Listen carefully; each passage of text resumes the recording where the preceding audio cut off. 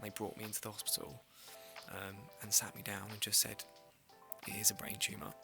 It's extensive, it's complex, and we need to operate to save your life.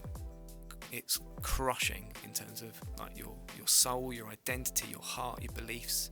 You just think, what have I done? Why me?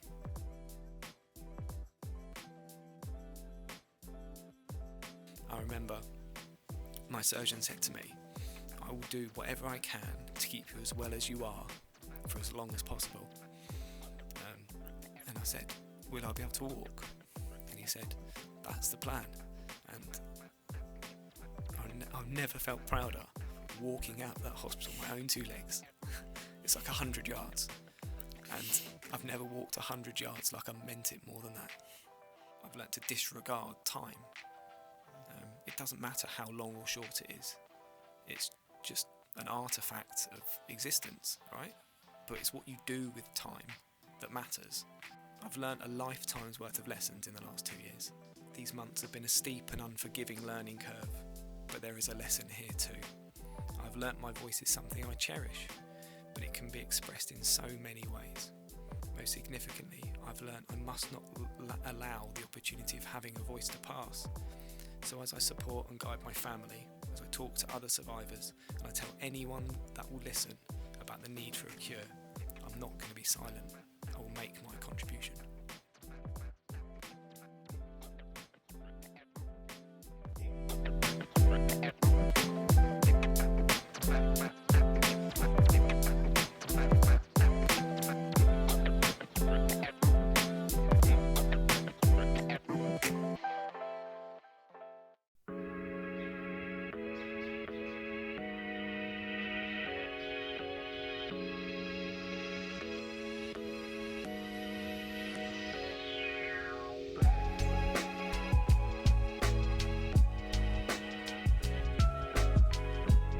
I'm on a mission to help the world to see success differently. We're sharing the stories of our guests. I hope to inspire those that listen. This is the Different Hats podcast, produced by H2 Productions. I hope you can join us on this journey. I just wanted to take a moment to talk about one of our sponsors, Nostos, an authentic experience of Greece right here in the heart of Hove. In a world brimming with dining options, finding that one place that captivates your palate and heart isn't always easy. It's about more than food. It's the stories, the ambience, the slice of another world. This is the essence of Nostos, an award-winning Greek restaurant. With traditional recipes passed down through generations, each dish promises a story and a piece of heritage. And Nostos is more than just a restaurant. It's a community contributor. Each dining experience supports initiatives close to their heart, from local charities to cultural events, enriching Brighton and Hove's social fabric. They also provide catering services, bringing Greek cuisine to your personal events. For a taste of Greece without leaving town, visit nostos-hove.co.uk. And when you do go, say Sam recommended the feta nests.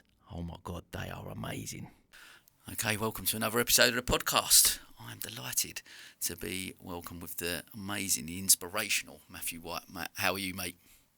I'm okay. Thank you for asking. I think, I'm as good as I've been in the last few years, and it's been a long road to get here, and I'm grateful for that. So thank you for having me on this morning. Mate, amazing. Good to chat. I know obviously a mutual friend put us in touch, Craig, and we had that conversation at his, and obviously I've read so much of the stuff that you've put out and documented your journey.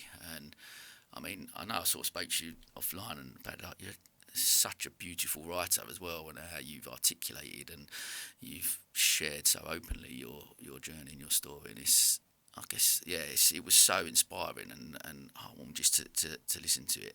And as I was reading through, so I'm just really grateful for you coming on and being open to share it on here as well. And I guess just before we really dive in, I guess just actually right now, like now in this moment, how do you actually feel right now? How are you feeling now? Physically, I feel well. Yeah. Feels like my body works, my limbs work, my brain works. And it's not always been like that. It's been a tough journey to get back to this place. Emotionally, there's plenty of scars, but actually I feel equipped to face what comes next in my journey, whatever that is, whenever it is.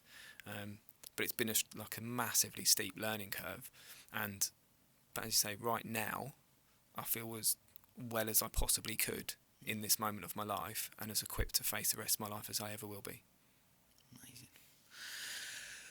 Well, look, we are gonna jump in now with, and as I start every episode with, I'm really keen to, I guess, prior to your diagnosis first, like how would you have defined success back then, and has that view and that definition changed since your diagnosis?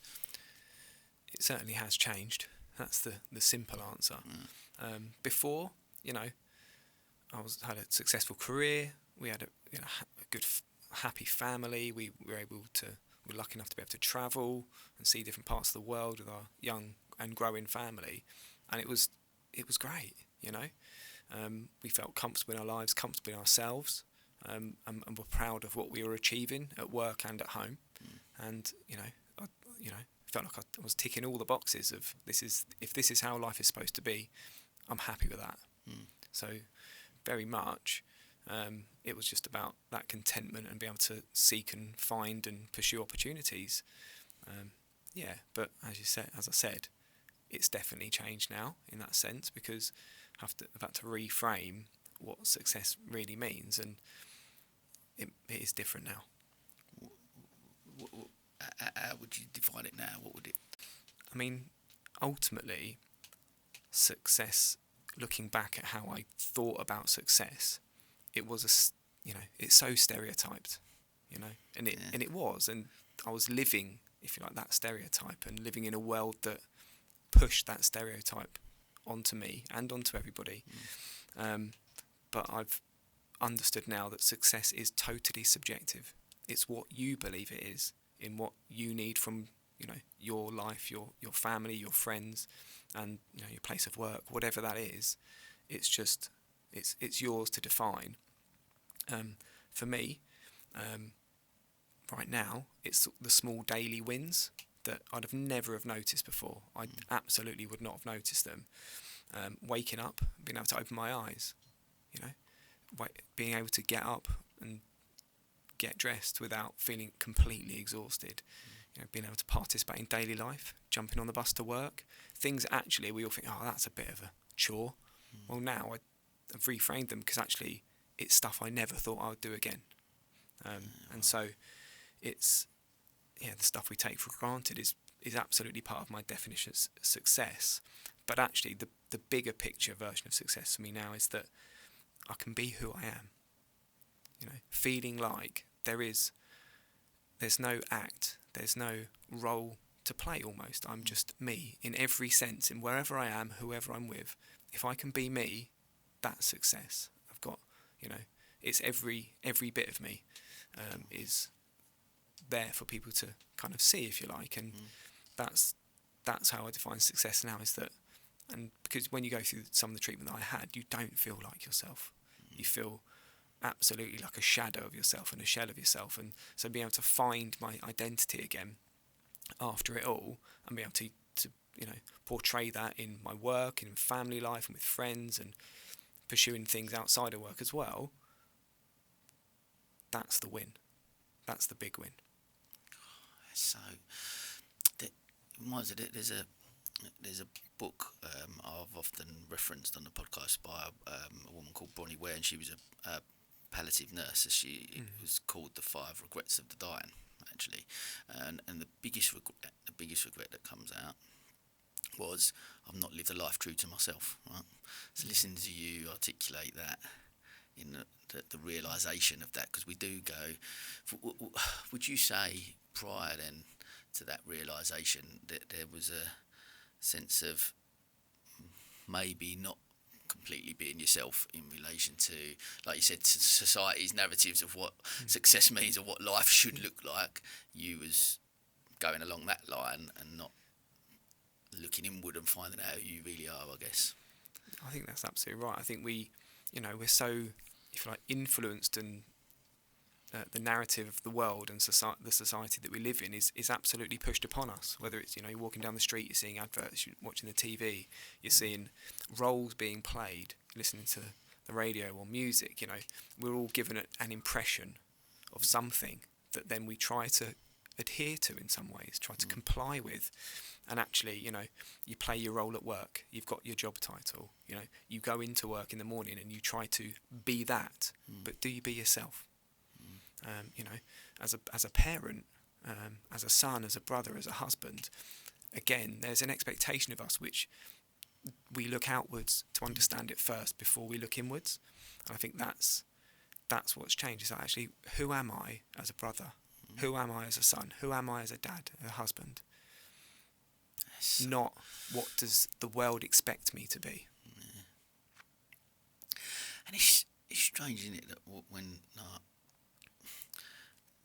I wonder when I've spoke about this recently, like why is it that we wait until potentially something happens, or we get to, a lot of people come to midlife, I guess, and they ask them questions maybe not brought on by a diagnosis or just life in general, but they start to then ask those questions inward. Is it something that potentially we could educate, talk to about our kids, that they can start asking those questions a bit earlier on, or do you feel that you have to live a certain life? What are your thoughts on that?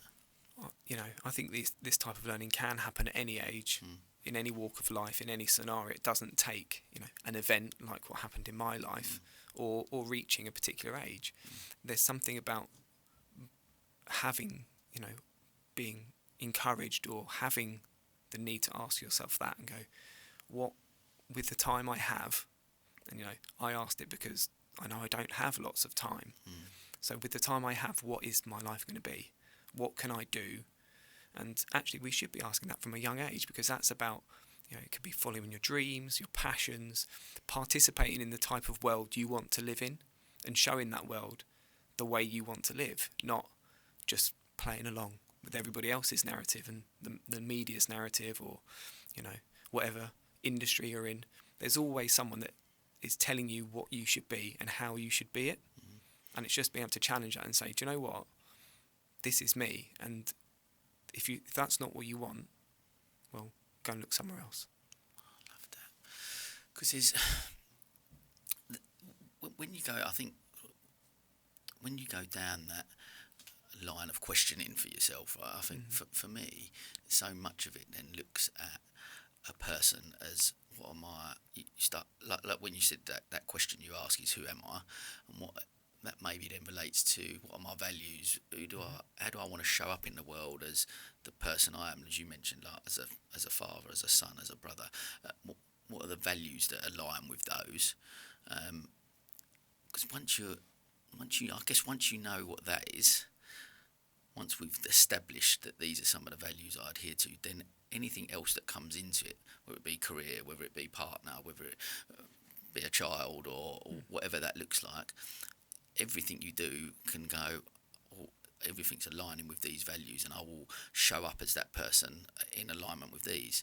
So then you don't put, as you mentioned about, you don't put your identity based on a job title, or I'm a father, or I'm a son, or there's those titles are not irrelevant, but they're based on an external thing for people to go, we can put you in a box because that's where you sit, whereas actually this is who I am as a person. And I think you're right. I think that maybe there's that element that kids can understand that. Well, we could teach that in schools. Absolutely. How we can go, who are you as an individual, and not maybe what do you want to do, but who do you want to be? I think maybe that's the question that maybe we need to ask. I think it's a really good way of looking at it, actually. It's not what do you want to do. And, there's lots of careers advice in schools, particularly as they go up through primary into secondary and into college and universities. Lots of careers advice, but that is about putting yourself in a box. It's not, well, these kinds of industries need these types of people with these types of values. And that's very different to saying, what job title do you want to have? What job do you want to do? It's not just what you want to do, it's how you want to do it. And that's what makes a difference to people. And ultimately, that's what makes the world go round, is people. And if you can find ways to connect with people and help them at the same time be who they are, then actually there's a much bigger benefit in that for the world that we live in than just, you know, people being productive or, you know, fulfilling the role that they're paid to do. There's something about how we can thrive as a species, really, about happy and understood, and not just seek the constant kind of growth of more, but actually it's about the growth of people, not about wealth and assets and stuff. It's about how do people grow. That's the greatest asset we have, right? Yeah. It's us. That's beautiful. Yeah, you're absolutely right, and I think even more so now with things coming in like that. All you've mentioned that many times. You mentioned about people and who we are as individuals, and that human connection, and all. Like, so much of that gets stripped away with social media. You look at the advancement of AI and stuff now, and you know, all of them things that fighting for our attention to take us away from actually this, right? Just having a conversation and connecting with another human being, and based on real values and purpose, not the external stuff that we're, like you said, that word you used about being productive. We are almost constantly bombarded with, you can do this, you know, 24 hours in a day, do this and this.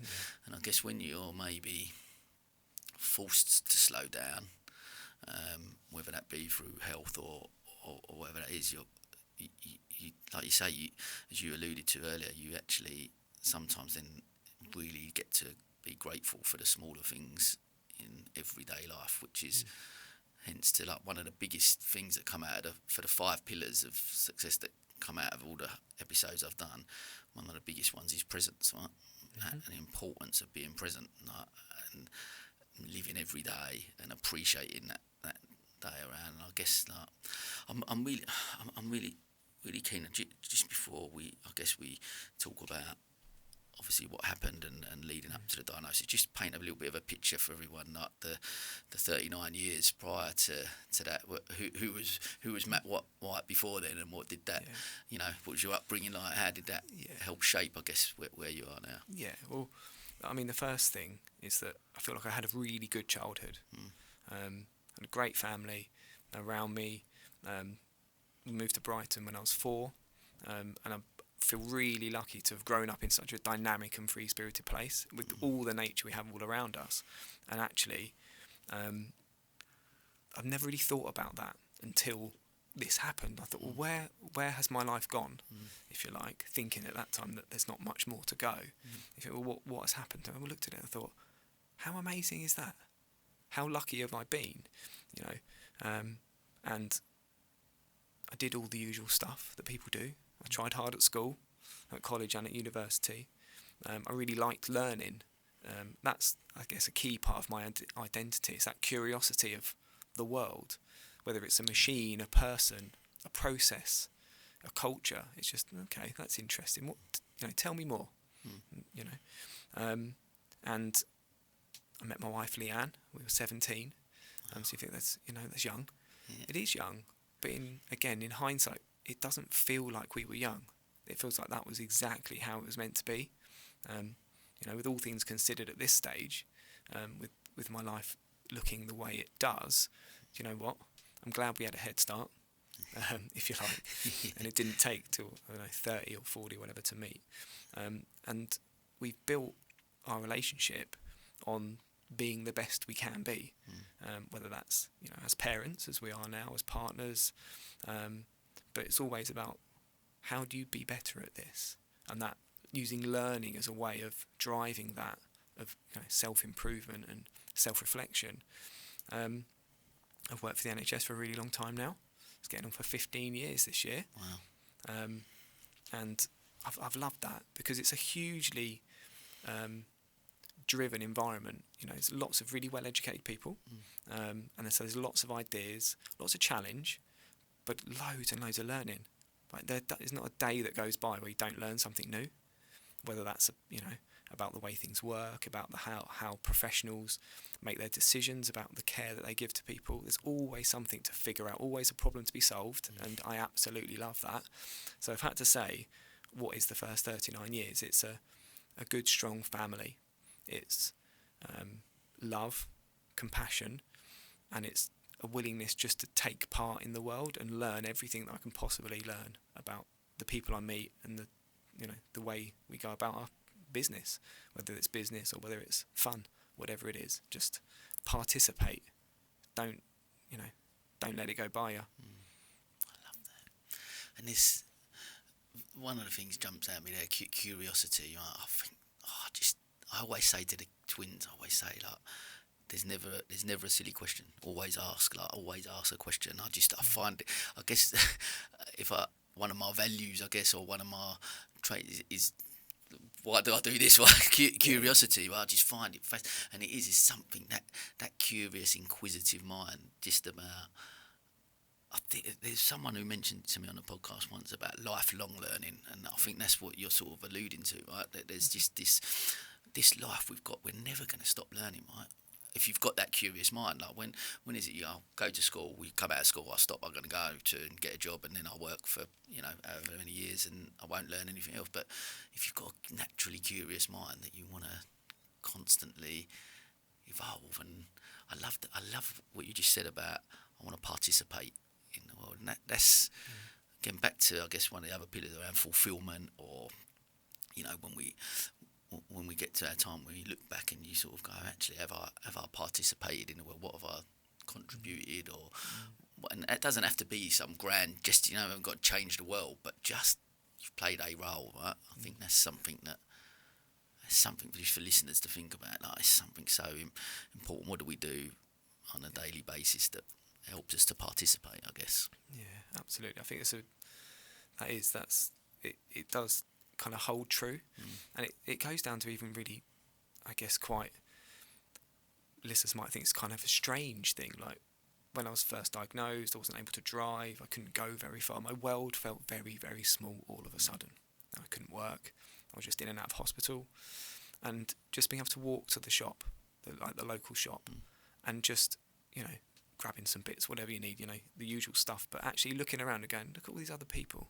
They're just here in this moment, in this place. They're all just doing their own thing. And so I started, just to chat to the staff and just like participate in their day as much as they were participating in mine.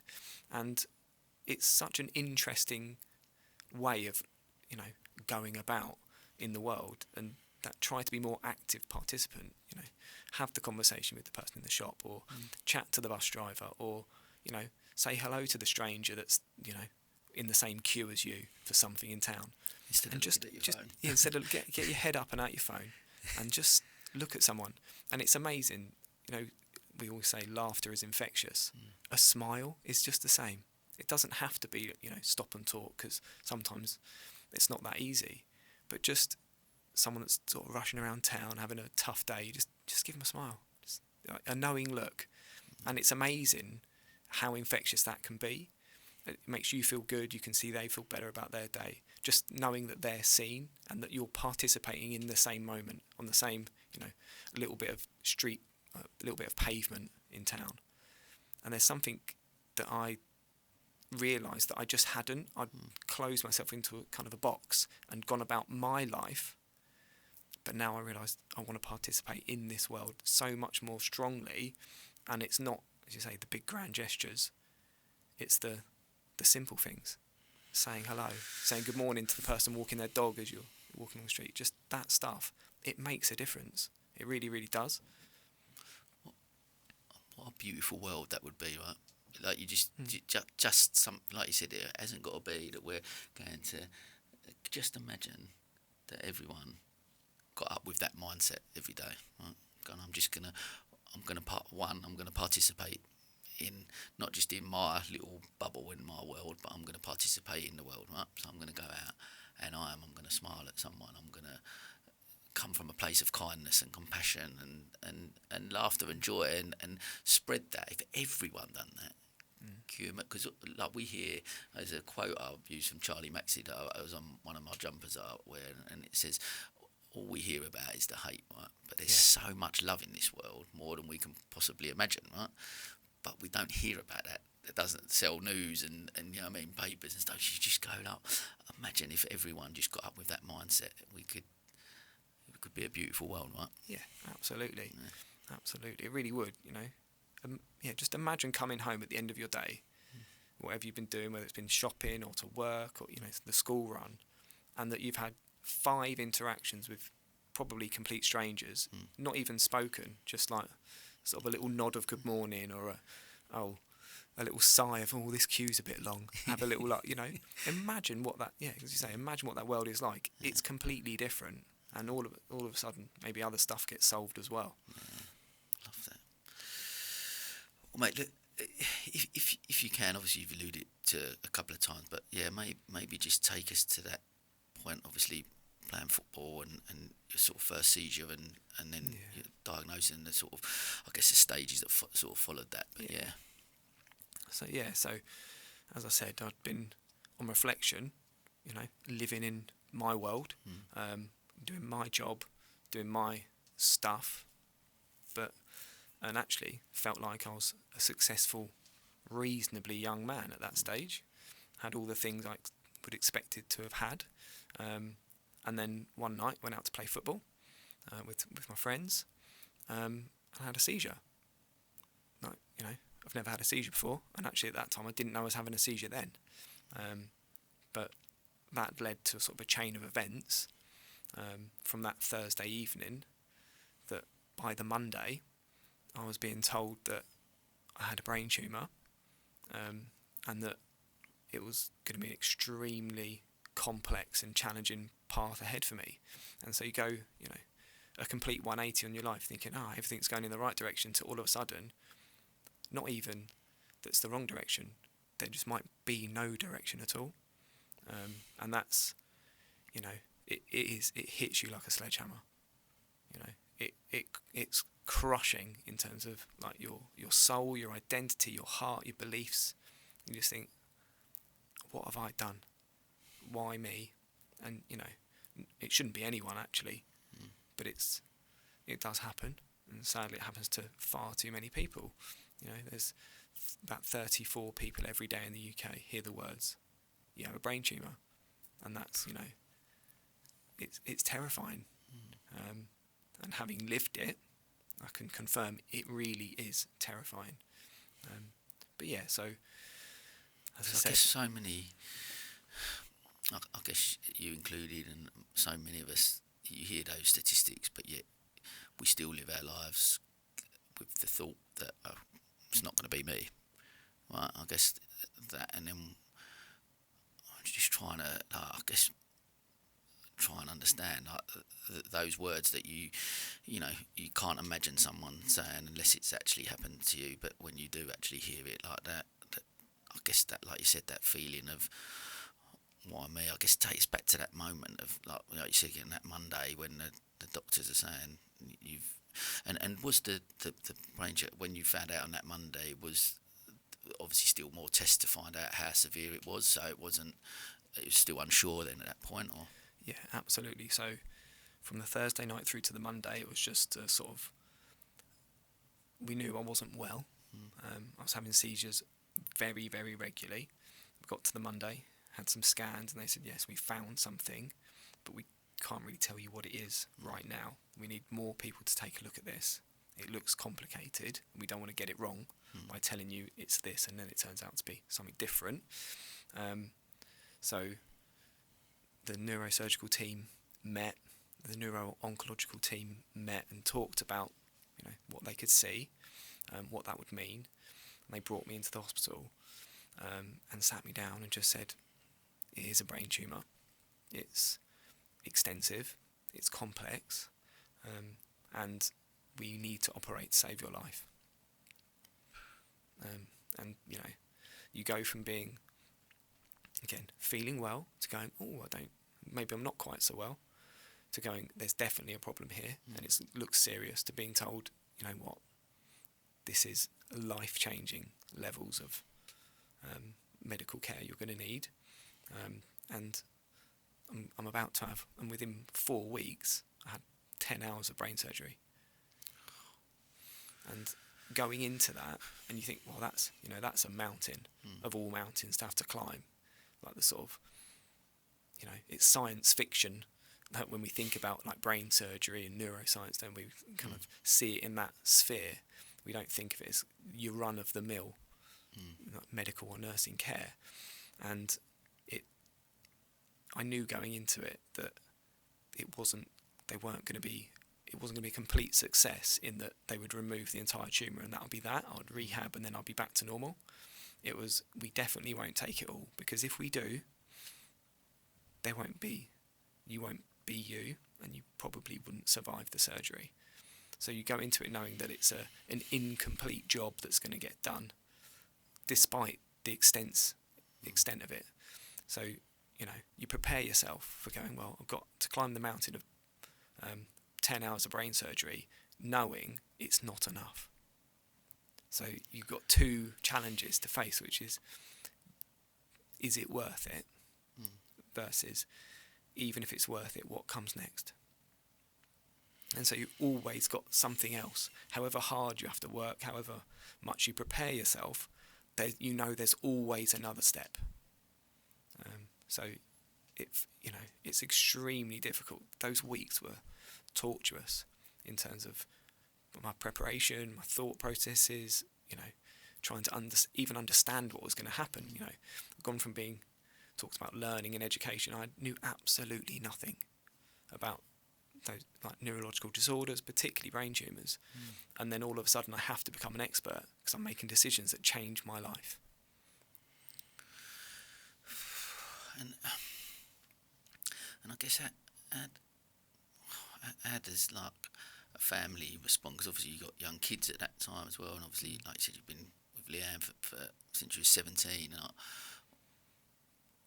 what's the response from them, and how does that, like, as a family, do you get through that? I think you have to pull together and just think, how practically do we manage? There's the first consideration, but especially with young children, you're thinking, right, how are they going to get to school? What do I tell them? How much can I tell them?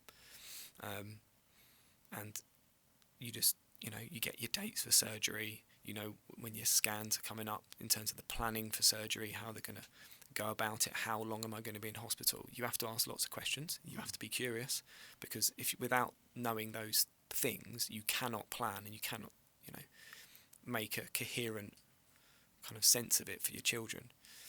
And so the only kind of strategy in our head at that time was, we need to tell them something, just how much. And so it was had the first seizure in October. Surgery then was scheduled for late November, so it was about 4 or 5 weeks later. And obviously, at the end of November, it's in December, and all of a sudden it's Christmas. So we said, we need to give us all something to aim for. And what that was that we'd have the surgery, I would wake up the next day, and I'll be home for Christmas. And that is the objective we collectively set ourselves. So it wasn't for me to be home for Christmas. It was for us to, pack all the right stuff, make sure we were ready for school in the morning. I'd get picked up for surgery. I'd get there, and over the next couple of days you could come and visit, and then a few days after that I'll be coming home. And so we all participated in that. It wasn't me having surgery, the family. We went through that experience together, and we all had our part to play.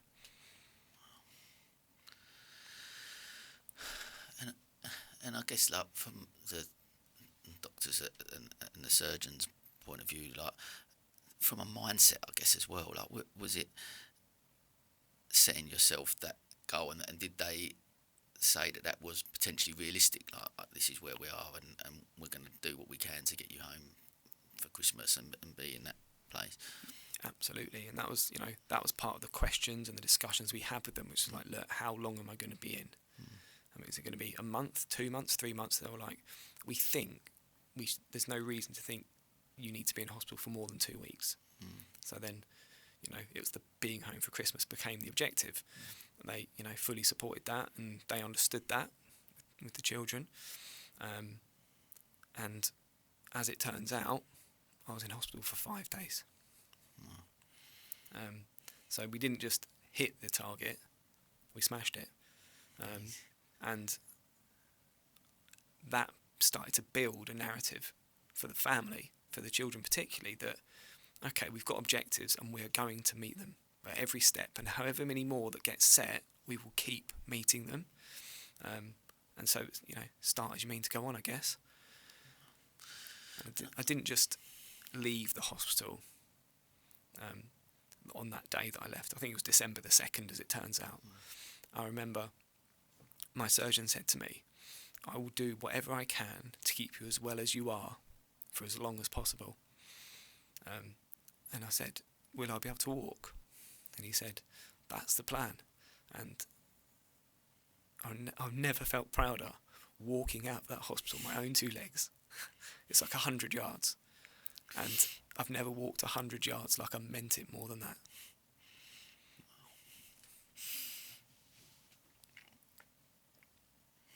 Mate, I'm really trying to, thank you for sharing. I guess, logic, when you look at stuff logically and practically, and you try and set certain goals or targets or something that you feel like we're gonna get to that. I guess from a mindset point of view, I'm trying to, but then where does the emotional side of it come in, and how does that, I guess, does that combat that sometimes? Does that fight against it, or where does that lie? It definitely does.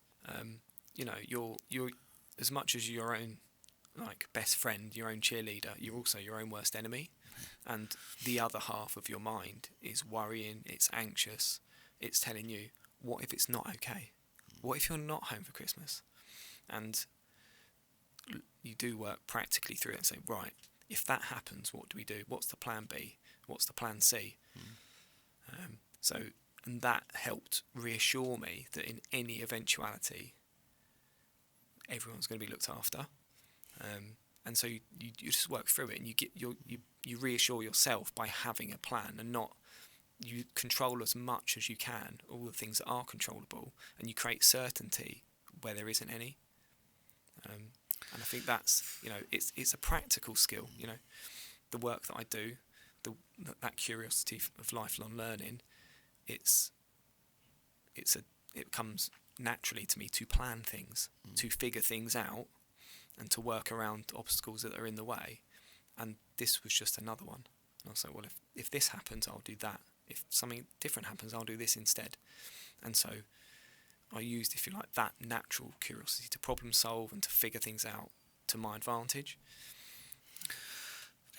I mean, that's such a, just for life in general, like a mindset like that, to those skills that you've just shared, that for anything in life, right, whatever we do, the importance of, whether it be in business, whether it be whatever we're doing in life, starting a family, all of them things, like just putting a plan in place, putting some strategy, just like, I think one of the things that's come out for me, what you've just said, is around the controlling the controllables, right? There's something's happened to you that you can't control, it's out of your control, but I'm going to learn as much as I can. I'm going to make a plan and control as much as I possibly can.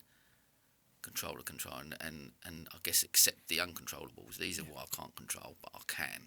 Yeah. And then you almost, I guess, take ownership of that, and it's on your terms. And I guess I'm trying to pick it apart, but yeah, I guess that then you're tackling it based on your terms as opposed to it defining. I guess, yeah. It's like a really uncomfortable game of chess. Like, if I move this piece forward, this should happen next. But if it doesn't, I know what my next move's going to be. Because I guess that's the other. I remember.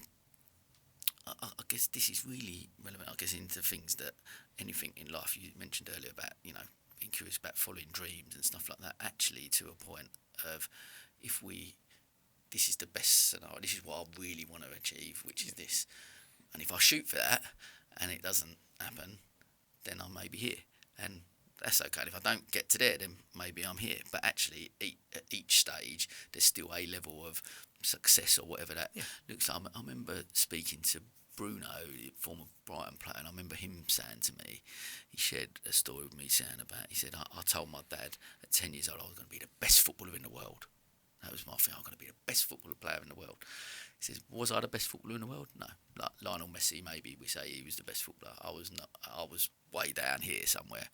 But I did play a football career for 20 years, right? Yeah. So you go, so I've done something I loved for 20 years. I had a football career. So you shoot for there, and you go, and I guess just listening to how you've articulated that, it reminds me of like, I'm putting this stuff in place. I'm going to do everything I can to get to this stage.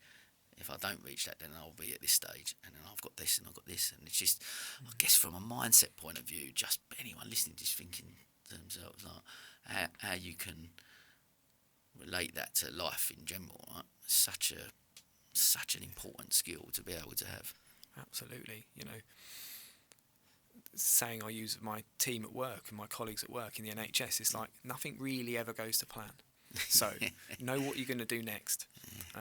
And it is just that. You're absolutely right. You know, there is always the best outcome you could expect, plan for, hope for, but it's often quite rare, you know, that you actually hit that, certainly first time.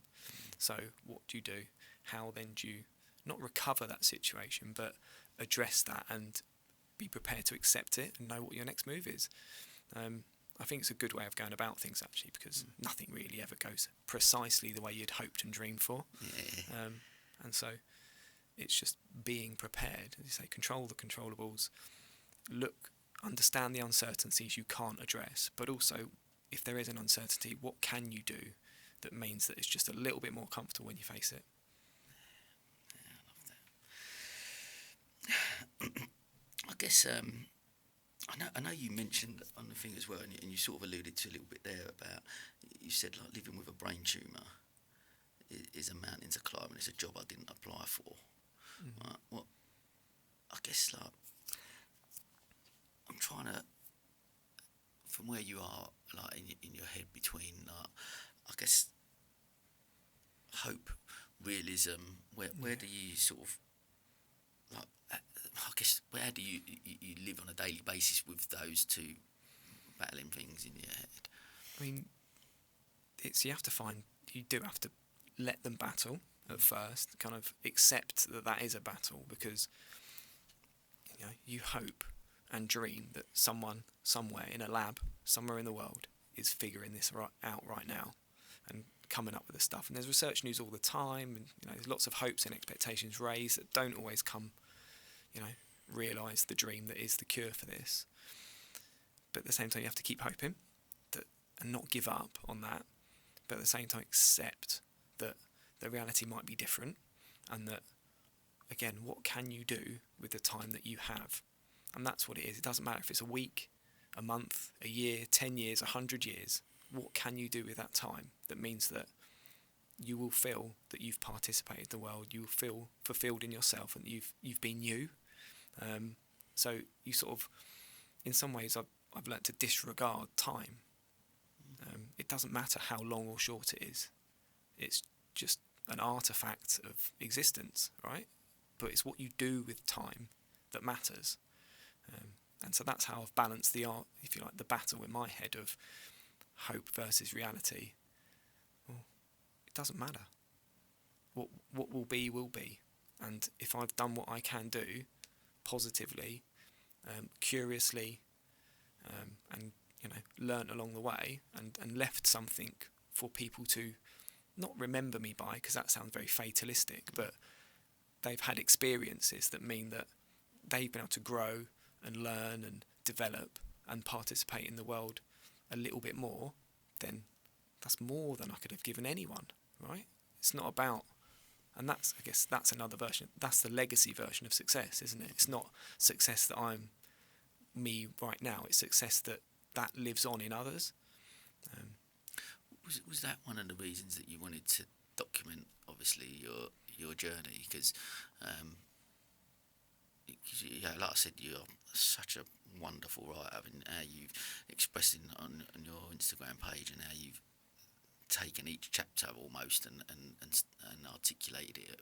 So brilliant. Was that the thought process at the start? I'm going to document this each stage with the potential maybe to give others hope, to give others an understanding of what it looks like, so people facing that can relate. Absolutely, because I knew as I was beginning to face it, I was like, well, there's such an absence of clarity around what my life will turn out to be.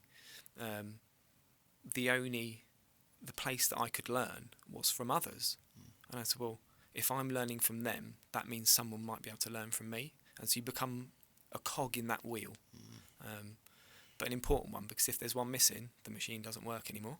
So you have to play your part, and that was the motivation for me, which was, if I'm learning from others, I've got to give that back. I've got to find a way that I can develop that learning and that understanding, because, you know, treatments change all the time. Everybody's different. Not everyone relates to exactly everything, particularly with this type of disease as it is. There's so many variations, so many different tumour types and molecular markers. Everybody's a little bit different. So if I can share something that means someone else has a little bit of hope or a little bit of insight that they didn't have, the uncertainty that I felt becomes a certainty for them.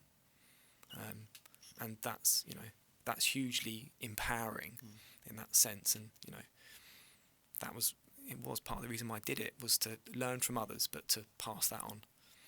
That became the whole central premise of using Instagram as I did and do, because actually I'd never really used social media before.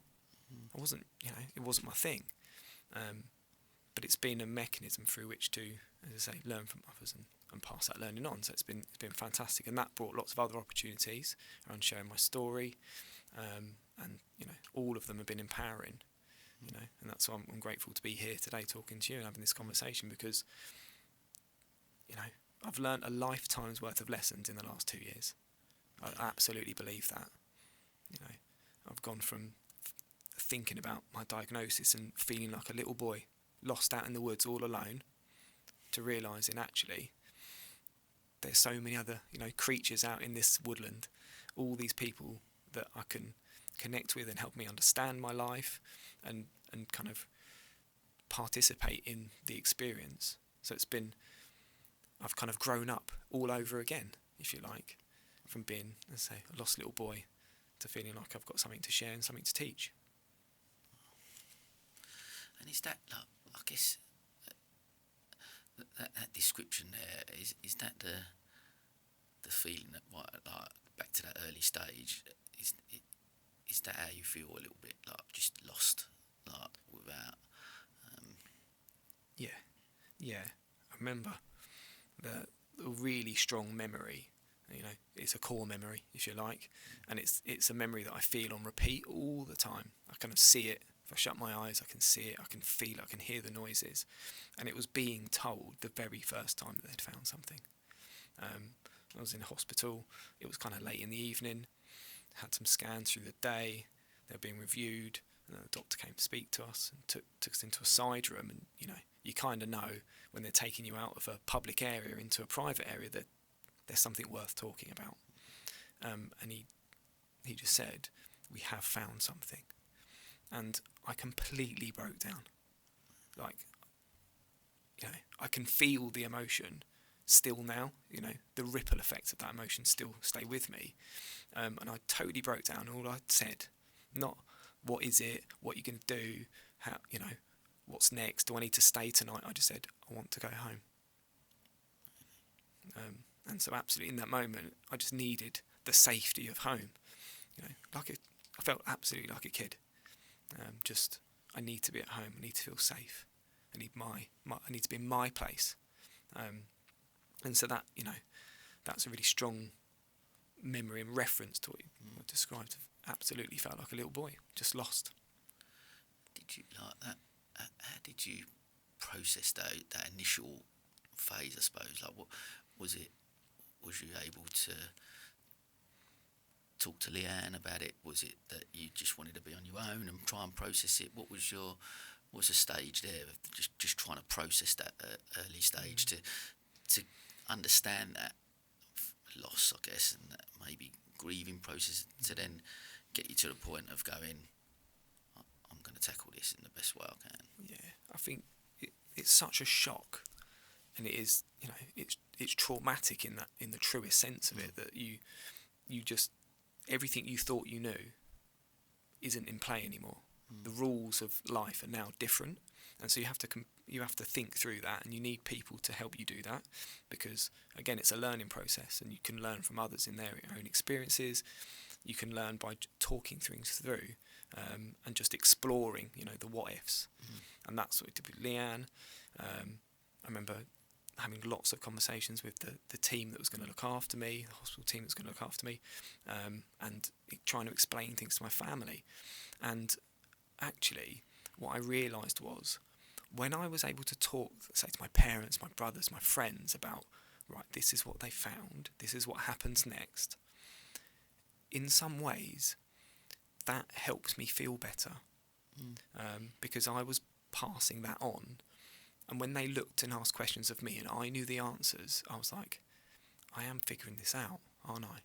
You stop, because they're asking the questions, I'm not asking the questions. There was something very motivating in that, okay, now you know what you're doing here, because you can explain it to someone else. So all of a sudden, I had a sense of control and a sense of purpose, which, right, I'm going to say to my parents, right, going to be, this is the date for my surgery. As I said earlier about the children, this is when I'll be home. Can you help with this, this and this? And I was like, oh, hang on a minute. You've got a bit more control here, haven't you? It sort of helped me talk to myself by saying, no, look, you explained that to your brother. You explained that to your children. You know what you're doing. And if you know what you're doing now, you can figure out tomorrow, you can figure out the next day. So it helped reinforce, if you like, the learning, which was, if I learnt it myself, I could explain it to someone else. That meant I knew enough. It's an interesting psychological process. Yeah. There's probably, someone probably knows all about this much more than I do, if you like, in an academic sense. But there's something about that, being able to understand, learn, and then pass that on, that makes you realise you do really know, and it's reinforcing in that sense. And I guess just trying to understand as well, that level of communication to so many people. Is there a feeling that? Because I can only imagine that there's times where you don't feel like that control, but is that time that you process maybe on your own, or just with Leanne, or just with a certain group of people, and then for everyone else you go, no, I've got this and I'm okay? Is there different levels of that? Yeah, of course. There's a spectrum between full disclosure, if you like, and of the fear and the anguish and the torment, versus the, I'll be all right, don't worry about me, I've got this. So there is, and that's about knowing yourself and knowing the people around you, of how far you go with, and how far you can explain things to different people. But I felt honesty was always going to be the best policy, generally, as a general rule.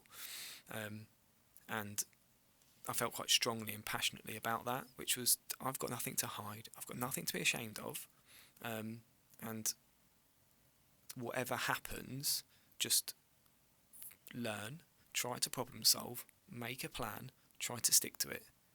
And if I did that, then I don't win or lose this one, I just be, and that's good enough. A bit like we said earlier about participating in the world, that is who I am. And if that's not good enough, go look somewhere else. So it's about kind of totally owning that, and being as upfront with people as you can, really. And I remember writing, obviously, to my team at work. I felt very strongly that I'd literally disappeared off the face of the earth one evening, and I felt quite strongly I wanted to communicate with them, and so I wrote them a letter, and I just explained that I was unwell and I was going to have surgery, and that there'll be treatment to follow, and I'm not quite sure when I'm going to be back, but I kind of made them a bit of a promise. I said, I will come back, and you can tell me all about all the things you've done while I've been away. And that logic, if you like, and that method stuck with me, which was, if I say something, I'm going to do it, and that, like an inner belief in that, and it's not necessarily I'm going to do it exactly the way I said I would, but I will find a way, and I pursued that as a mindset as well throughout. You know, whether it's I told you I was going to come back to work, here I am, versus I told you I'd play football again, look at me and put my boots on. Whatever it was, and however small or insignificant those things might seem, they were the things that kind of they powered me in this to kind of realise the small wins in things, and the small motivations of like, right, I've woken up today. Today is the day you're going to do this. What an incredible mindset to have. Again, like so many of these things you're sharing, just how people, anyone listening, and how much this will help people maybe that have had a diagnosis or are struggling with something in life, but actually just for lessons in life, right? What a brilliant mantra to have. Like, I said I'm going to do something, I'm going to actually follow through and do that. Wherever we are, whoever we are, whatever we're doing in life, right? What a brilliant, even like, I guess, like for your kids as well, to see, like, what brilliant lessons for them that you're teaching them as well, right? Like, what an amazing thing as an overall thing to be able to take on and go and like, and is that mindset, does that, when maybe there are some tougher days, is it that mindset that helps you get through them? It is, and that happens in really dark days. So, a bit like another one of those core memories is when I'd had 6 weeks of radiation therapy. I had that every day for 6 weeks. So it's heavy going, and you feel pretty awful. I went straight from that into chemotherapy a few weeks later, and I ended up in hospital due to the combination of side effects. I had a very significant seizure, which hospitalised me. And I was really, really unwell. I could barely open my eyes. I couldn't sit up without feeling sick and dizzy. I couldn't stand on my own legs. I was being fed. I was, having to be moved around in a wheelchair to look out the window. It was, I could barely remember things. I couldn't really speak. It was, it was awful. I was a prisoner in my own body. It was really, really awful.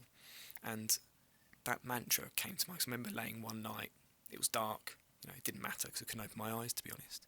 But it was dark, and I was being tormented. I was like, if this is it, if this is how the rest of my life feels, how do you survive that? How do you live with that?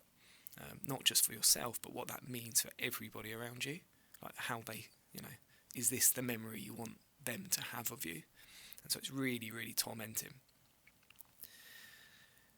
But I remember laying there one night. As I said, it was dark. It was a summer's evening, so it didn't get dark till quite late. But I was in and out of sleep. I was barely conscious most of the time, and then I'd be awake at 4 a.m. and whatever. But I remember laying there, and I said, Matt, one day you're going to get up out of bed, and you're going to walk to the mirror, and you look at yourself in the eyes, and you're going to do that on your own, without someone having to help you, hold you up. And that thought, that vision, if you like, came true. And it took a long time, if you like. Of course, as I said, I was in hospital for about 10 days, and then I was in a similar state at home for a few weeks. Over time, I treatment continued, having chemotherapy every 4 weeks for an entire year after that. And then I got to the end of that treatment. And I remember one morning getting up and going into the bathroom, grabbing the toothbrush, looking in the mirror, and I looked, and that moment of laying in that hospital bed in the pitch black came straight back into the front of my mind. And I was like, well, that's a strange memory. Why now? Why have you thought of that? You're just brushing your teeth. What's going on? And I said, and what it was my brain connecting those two moments in time. The moment when I was laying there, unable to move, and where I had to tell myself, one day you will look in the bathroom mirror and you'll see yourself. And there it was happening. Nearly a year later, I was looking in the mirror and I was like, you see yourself. And I remembered back and I was like, that was because of that. I made that happen almost unknowingly and subconsciously, that I'd visioned myself in a better place. And it probably underneath it all was just the power of that thought kept me going through those dark days to the day I, if you like, saw the light, which was just saw myself. And that was enough. Wow. And it was tough because, you know, in those nights I was really having to give myself a few stern words, saying, no, Matt, you don't give up. It will be better. That's the simple description of it. It was, don't give up. You've got too much to lose if you do that. It will be better, and one day you'll realise that. And I did. And I guess that, like, when you've done that and you've come through that other side on many occasions, right? Look at all the stuff, like you said, the Christmas, we're going to be home for Christmas, I'm going to be there, we're going to do that. Then you look at that point, I am going to get up, I'm going to look at myself in the mirror. Does that then help when inevitably there's more dark days since then, I'm sure, and potentially there will be as well, moving forward, but that you're developing like this massive toolkit of stuff that you can just go, I've been there, I know I've done, look, all these things that you can just go, I know this is a bit shit at the minute and this is tough, but I know that there's something to come out. That must just be, like you said, you're building this armour of stuff that you're able to just, portfolio of things you can almost go back into and go, oh no, I've been here before, I've had that feeling and I've come through the other side. That's absolutely it. You know, it is building the toolkit, and you build it by learning. You come back to that where we kind of started, is I learn the things I'm going to need and also learn the things I'm not going to need. So I'm not going to need those thoughts that it's not worth carrying on, but I am going to need the vision of like myself in a different place.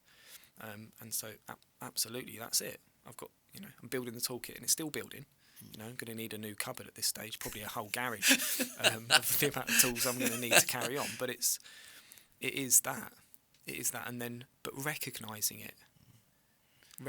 they are the things you'll need, and that's part of, again, documenting these things. I often read back the journal entries and go, yeah, I remember that feeling, and I remember what happens next. And that's the hindsight's a beautiful thing, right? And it is that, saying, right, you felt that then, you don't feel that now. What was the thing that made that change? What experience did you have that changed your perspective on it? And that's the journal entries. And it's an extremely powerful kind of mechanism for capturing the toolkit and framing the toolkit and putting in a nice little package that you can dip back in and out of.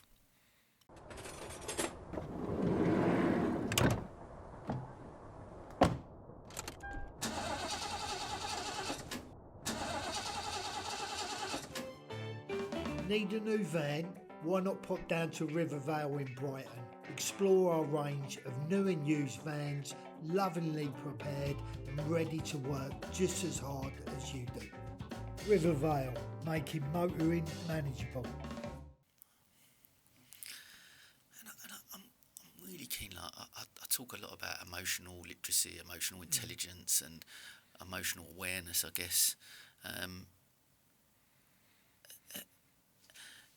Just talking to you and how you articulate and reading through through what you've documented, it strikes me like your levels of emotional awareness and emotional literacy is so heightened. But is that something that's maybe developed since the diagnosis, or would you say you'd always been able to tap into that a little bit, or has there been a big shift for you, do you think, since the... It's definitely been a big shift. Yeah. I've needed to, and so I've had to put lots of energy into it.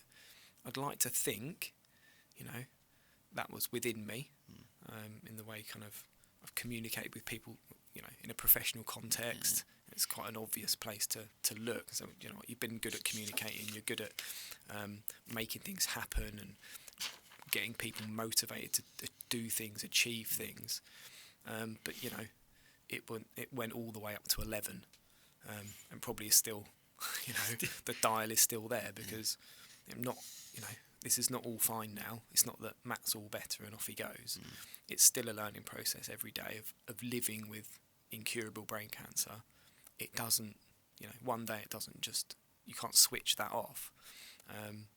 But yes, it's something that I've recognised I've had to work on, and I had lots of support to do that.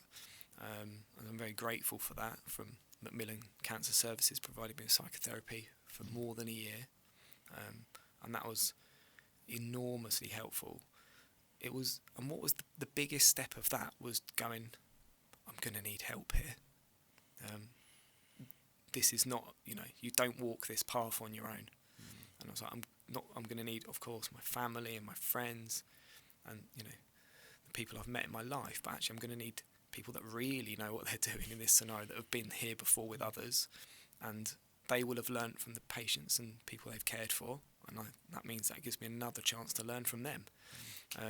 So yeah, and that's lots of the journaling really came from that, was that I wanted to document what was happening, but what we recognised as I was having psychotherapy was that the way I could express that would be to be creative, and that would keep parts of my identity alive. Felt like I've been quite a creative person in my life. I love music, and I love playing music, and I worked as a graphic designer and stuff. So actually being creative and problem solving, they go hand in hand, right?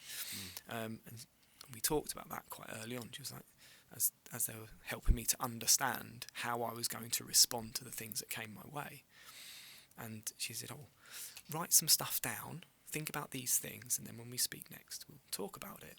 And it kind of emerged, and she said, that's a very creative way to explain it. And we talked about, use lots of metaphors from nature, from the weather particularly, and kind of the human condition. And she was like, look at what you're doing. I was like, what do you mean? She said, well, not only are you finding ways to understand your emotions, the way you're explaining them is the way only you can explain them.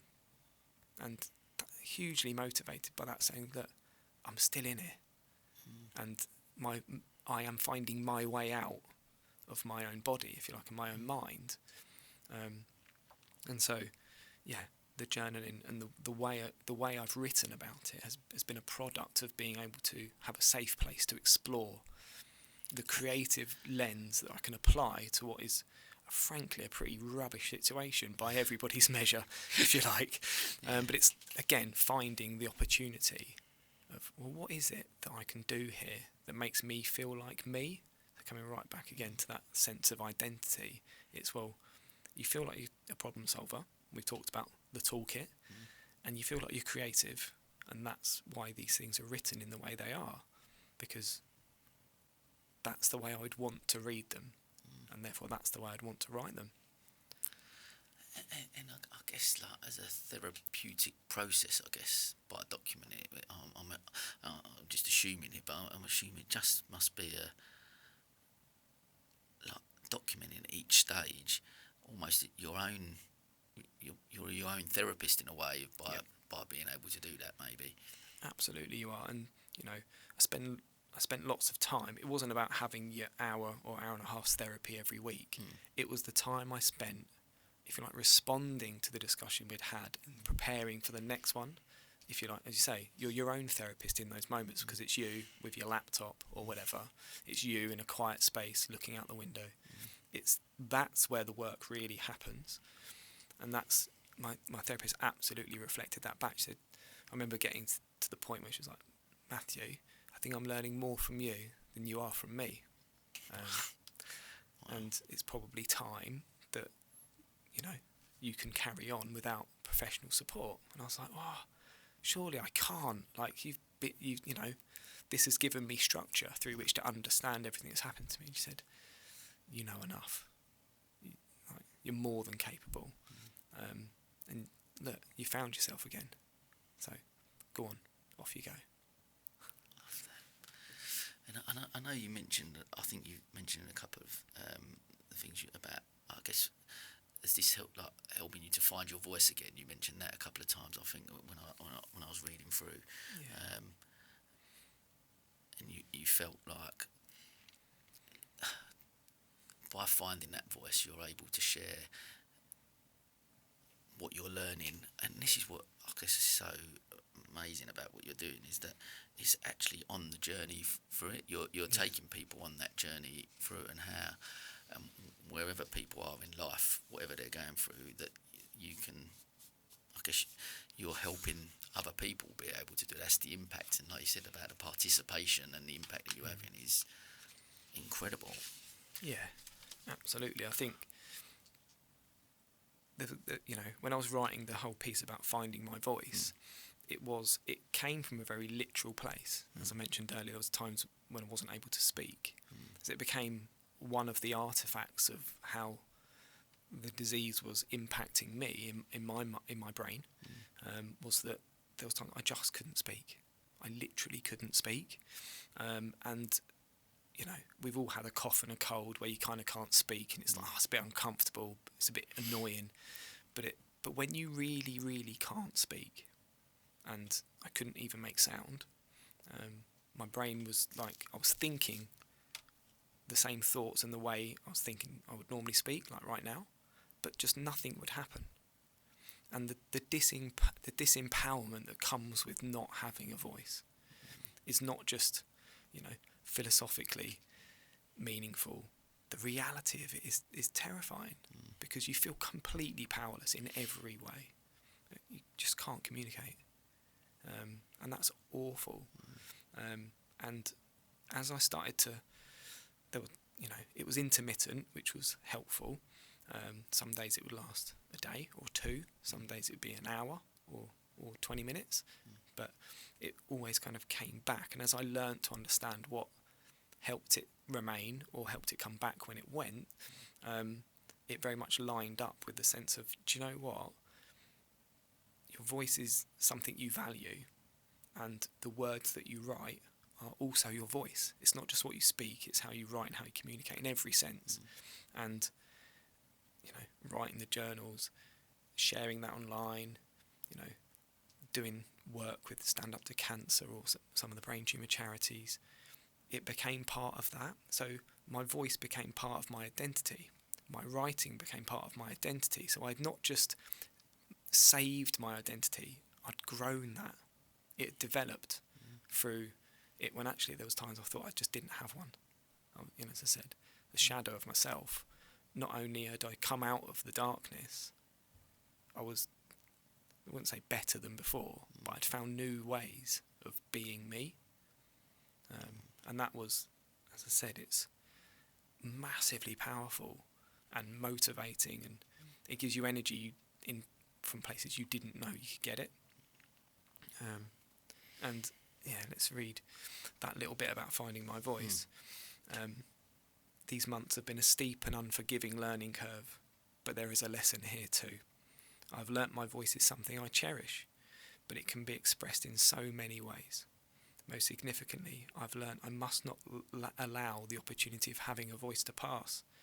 So as I support and guide my family, as I talk to other survivors, and I tell anyone that will listen about the need for a cure, I'm not going to be silent. I will make my contribution.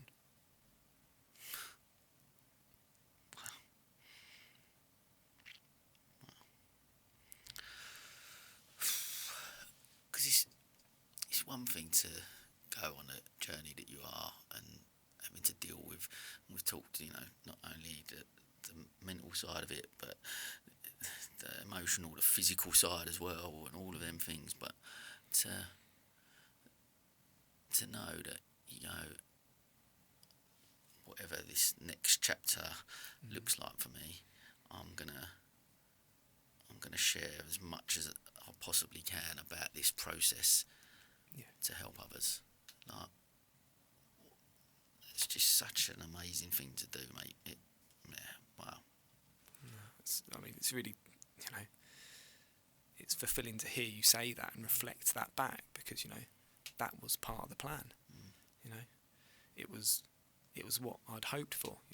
Thinking about shooting for objectives, bullseye, because you just said it. And that's enough. It's not. It's enough to hear one person say, "Do you know what? You're doing that," and I can say, "That was what I was planning to do." He said, "Well, you've done it again. I did what I said I would." And I just think there's so much so much wisdom that you're sharing.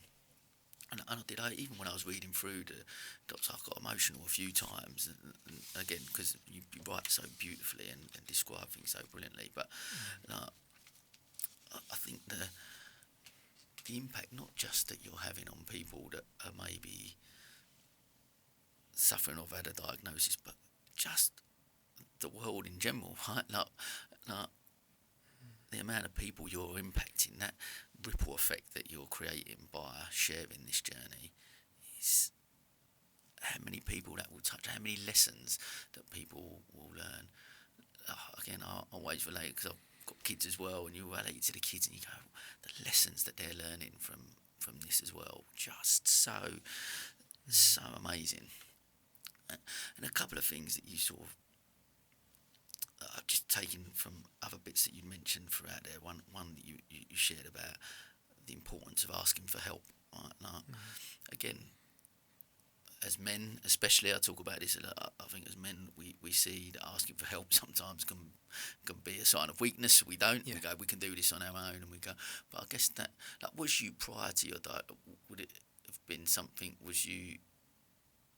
What was the narrative in your head before then? Would you ask for help then, or was it, I'm alright, I can do things on my own? Where was you before? Probably a bit mixed. Certainly, a sense of pride in, I'm capable, leave it to me, kind of attitude at times. But then in other scenarios, it would be, oh, Mum, Dad, what do I do here? How can you help out? And, obviously with Leanne, we were always trying to troubleshoot something in life, because as new parents trying to navigate the world, there's always something to figure out. But yeah, so there's a strong sense of pride, but actually going through this, there was a realisation that can be a bit silly, and you've got to be prepared to ask for help, and there's enormous strength in doing that. Being able to overcome your own pride takes a lot of strength. And so you're absolutely right. I think that there is that strong stereotype about men not asking for help, certainly not mental health support. I couldn't be a bigger advocate for just putting your hand up and going, do you know what, will someone talk to me about this? Or can I talk to someone about how I feel? I couldn't be a bigger advocate if I tried. I love that. And it's such an important...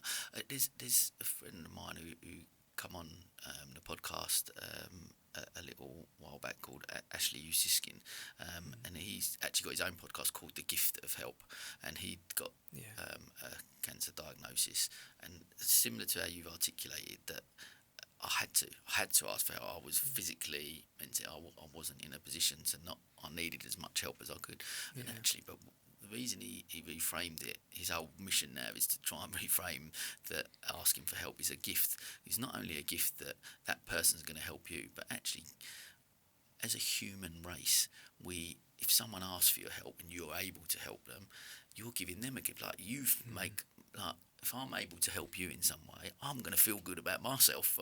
So it is a real gift to ask for.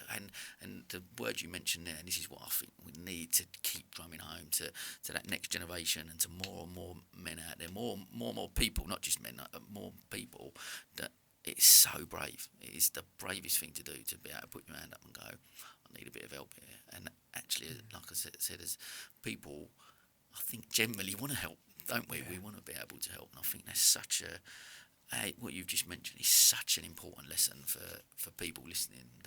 And if we can change some of those through your work, through your journaling, through the story yourself, if we can tackle that narrative a little bit, we can change that narrative. That how important it is that's gonna make an impact, I think. It definitely is.